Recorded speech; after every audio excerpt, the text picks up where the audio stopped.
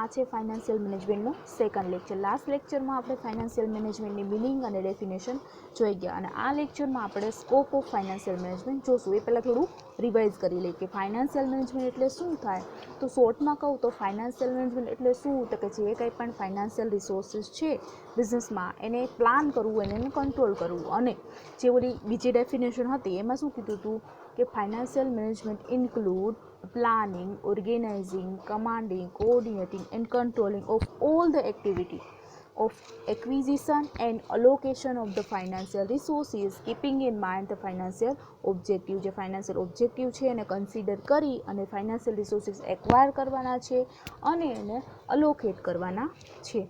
હવે જોઈએ scope of the financial management. Financial મેનેજમેન્ટનો સ્કોપ છે બ્રોડલી 2 વેમાં ડિવાઈડ કર્યો છે, ટ્રેડિશનલ અપ્રોચ અને મોડર્ન અપ્રોચ. જેમ આપણે મેનેજમેન્ટની જે થિયરી હતી ગયા સેમેસ્ટરમાં આપણે ભણી ગયા કે ભાઈ ક્લાસિકલ, નિયો ક્લાસિકલ અને મોડર્ન અપ્રોચ, એમ 3 અપ્રોચ હતા. એવી રીતે ફાઇનાન્શિયલ મેનેજમેન્ટ છે એ 2 અપ્રોચમાં ડિવાઈડ કરે. ટ્રેડિશનલ એટલે કે આ જૂનો અપ્રોચ છે અને એક મોડર્ન અપ્રોચ છે. ટ્રેડિશનલ અપ્રોચ, હવે મેં ગયા લેક્ચરમાં કીધું હતું કે ફાઇનાન્શિયલ મેનેજમેન્ટ છે એના મેઇન 2 ફંક્શન છે, acquisition and allocation or application. Finance છે મેળવવાનું છે અને એને અલોકેટ કરવાનું છે. તો જે આ પહેલું જે છે ટ્રેડિશનલ અપ્રોચ એ ઓનલી ફોકસ કરે છે acquisition of finance, A allocation ઉપર એટલું ફોકસ કરતું નથી, એટલે એ જૂનો અપ્રોચ છે. બરાબર. તો આપણે હવે જોઈએ ટ્રેડિશનલ અપ્રોચ. તો ટ્રેડિશનલ અપ્રોચમાં શું કહે છે, ડ્યુરિંગ ધ 20th સેન્ચુરી એટલે 20મી સદીની વાત છે, the traditional approach was also known as corporate finance. બરાબર. તો જે અત્યારે જે ફાઇનાન્શિયલ મેનેજમેન્ટ આપણે સ્ટડી કરીએ છીએ 20th સેન્ચુરીમાં કોર્પોરેટ ફાઇનાન્સ તરીકે ઓળખાતું હતું. This approach was initiated to procure and management of the fund. Only procurement of fund ઉપર જ કન્સિડર કરતું, સ્ટ્રેસ આપતું હતું. The study of procurement fund of financial management following 3 point. આ 3 પોઈન્ટને કન્સિડર કરતા હતા. કયા છે? પહેલું છે એમાં ઇન્સ્ટિટ્યુશનલ સોર્સ ઓફ ફાઇનાન્સ. કઈ રીતે આપણે ફાઇનાન્સ ઇન્સ્ટિટ્યુશન પાસેથી મળી શકશે. ધારો કે કોઈ બેન્કિંગ ઇન્સ્ટિટ્યુશન છે, કોઈ દલાલ છે, એની પાસેથી આપણે ફાઇનાન્સ કઈ રીતે મેળવવું. તો ઇન્સ્ટિટ્યુશનલ સોર્સ કયા છે ફાઇનાન્સના, એ પહેલો પોઈન્ટ. સેકન્ડ છે issue of financial device to collect refund from the capital market. હવે કેપિટલ માર્કેટ શું છે, મની માર્કેટ, એ બધું આપણે સ્ટડી કરવામાં આગળ આવશે. અત્યારે તમે એટલું સમજી લો કે ધારો કે આપણે ઇક્વિટી શેરથી, ડિબેન્ચરથી આપણે ફાઇનાન્સ મેળવવું છે, તો એને પહેલાં કેપિટલ માર્કેટમાં ઇશ્યુ કરવા પડે છે. તો આ બધા ફાઇનાન્શિયલ ડિવાઇસીસ કહેવાય, એને ઇશ્યુ કરવાના કેપિટલ માર્કેટમાં. એવી રીતે પણ આપણે ફંડ મેળવી શકીએ. પહેલાં શું હતું, ઇન્સ્ટિટ્યુશનલ ફાઇનાન્સ મેળવી શકીએ, અને સેકન્ડમાં છે કે ભાઈ ફાઇનાન્સ ઇક્વિટી શેર, ડિબેન્ચર, એવી રીતે પણ આપણે ફાઇનાન્સ મેળવી શકીએ છીએ. અને થર્ડ પોઈન્ટમાં શું કીધું છે, accounting and legal relationship. Accounting and legal relationship between the source of finance and business. જે કંઈ પણ સોર્સ ઓફ ફાઇનાન્સ છે એનું બિઝનેસ સાથે એકાઉન્ટિંગ અને લીગલ રિલેશનશીપ કઈ રીતે. જો હવે જોઈએ એકાઉન્ટિંગ રિલેશનશીપ. ધારો કે હું ઇક્વિટી શેર ઇસ્યુ કરું કે ડિબેન્ચર ઇસ્યુ કરું, તો બધાની કોસ્ટ સેમ હોતી નથી. અમુક ઇસ્યુ કરું તો મને બેનિફિટ પડે, અમુકમાં મને લોસ છે. તો એકાઉન્ટિંગ ઉપર જે આપણા સોર્સ ઓફ ફાઇનાન્સ છે એની શું અસર થાય છે એ જોવાનું છે. અને સેકન્ડ છે લીગલ આસ્પેક્ટ. ધારો કે આપણે બોરો કેપિટલ લઈએ તો એને ટાઈમ ટુ ટાઈમ આપણે પેમેન્ટ કરવું પડે છે. બરાબર. ધારો કે બેંક પાસેથી લોન લીધી હોય તો ટાઈમ ટુ ટાઈમ એને ઇન્ટરેસ્ટ પે કરવું પડે છે.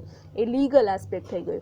જ્યારે ઇક્વિટી શેરમાં એવું કંઈ ફરજિયાત છે નહીં. આપણે જ્યારે અમાઉન્ટ વધે તો જ આપણે ઇક્વિટી શેરને પે કરીએ છીએ. એટલે લીગલ રિલેશનશીપ કઈ છે, જે ફંડ પ્રોક્યુર કર્યું એની અને બિઝનેસ વચ્ચે, એ આપણે જોવાનું છે. આ થયો આપણો ત્રીજો પોઈન્ટ. આ 3 પોઈન્ટને કન્સિડર કરે છે. બરોબર, સમજાઈ ગયું.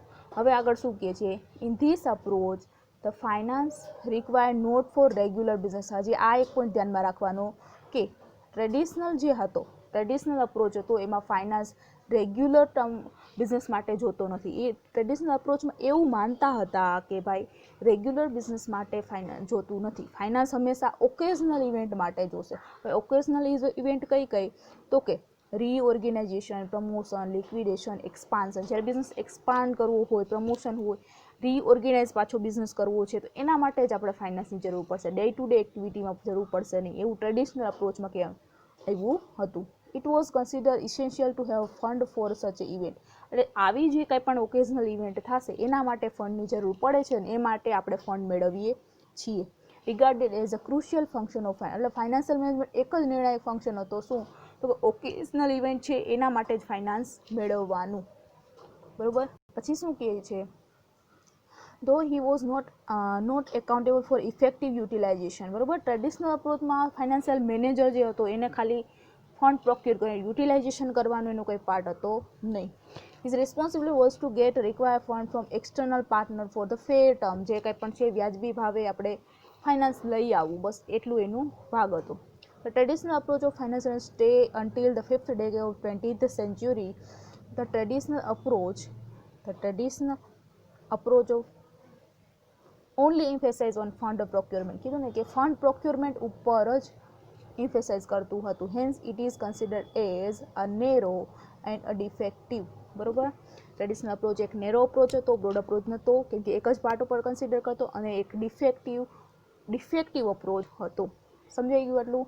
હવે આગળ આપણે જોઈએ એની લિમિટેશન. તો લિમિટેશનમાં એ જ બધી વાત કરી છે કે વન સાઇડેડ અપ્રોચ, જે ટુ સાઇડ હતા કે ભાઈ એક્વાયર કરવું, પ્રોક્યુર કરવું અને એનું અલોકેશનનું પણ વિચારવું, પણ ટ્રેડિશનલ અપ્રોચ ખાલી એક્વિઝિશન ઉપર જ ધ્યાન આપતું હતું. It is more consider toward fund procurement, issue related their administration, procure કરવો ને એનું જ એડમિનિસ્ટ્રેશન કરવાનું. However it pay no attention on effective utilization ઉપર અટેન્શન આપવામાં આવ્યું નથી. તો આ થઈ એની ફર્સ્ટ લિમિટેશન કે યુટિલાઇઝેશન ઉપર કંઈ આપ્યું નથી અટેન્શન.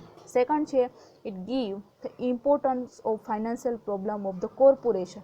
જે કોર્પોરેશન છે, બિગ કોર્પોરેશન છે, એની જ ફાઇનાન્શિયલ પ્રોબ્લેમ ઉપર ઇમ્પોર્ટન્સ આપ્યું છે. એવું તો નથી કે ભાઈ શોર્ટ બિઝનેસ હોય છે, સ્મોલ બિઝનેસ, એની પણ ફાઇનાન્શિયલ પ્રોબ્લેમ હોય તો એને ઇગ્નોર કરવામાં આવી છે. તો શું કીધું છે, it focus on financial problem of corporate enterprise, જે કંપનીની જે હોય છે બિગ કોર્પોરેશનની પ્રોબ્લેમ, એને જ કન્સિડર કરવામાં આવી છે. Narrow opportunity four financial function, એટલે એ એક ઇગ્નોર છે, એ સેકન્ડ લિમિટેશનની થાય. થર્ડ શું કીધું છે, it attention on irregular event, બરોબર. આપણે જેમ કીધું ઓકેઝનલ ઇવેન્ટ માટે જ જોઈએ છે ફાઇનાન્સ, બરોબર. એવું ટ્રેડિશનલ અપ્રોચમાં કહેવામાં આવ્યું છે, પણ એવું નથી હોતું. ડે ટુ ડે એક્ટિવિટી માટે પણ ફાઇનાન્સ જોઈએ છીએ, એટલે આ એક એની થર્ડ લિમિટેશન છે. It provide fund irregular event like consolidation, incorporation, reorganization, merger. It does not give attention everyday business activity, બરોબર. તો એવરીડે બિઝનેસ એક્ટિવિટીને ઇગ્નોર કરે છે, આની ત્રીજી લિમિટેશન થઈ. અને ફોર્થ લિમિટેશન શું કહે છે, more emphasis on long term fund, બરોબર. જે કંઈ પણ ફંડ છે, મર્જર માટે જોશે, કોઈ પણ વસ્તુ માટે જોશે, એ લોંગ ટર્મ માટે હશે. મર્જર આજે કર્યું અને કાલે તોડી નાખવાનું એવું તો નથી. તો હંમેશા લોંગ ટર્મ માટે જ ફંડ જોઈએ છે એવું આ લોકો વિચારે છે, પણ શોર્ટ ટર્મ માટે પણ ફંડ રિક્વાયર હોય છે. તો એ વસ્તુને પણ ઇગ્નોર કરવામાં આવે છે, બરાબર. તો આ થઈ limitation of the traditional approach. Thank you.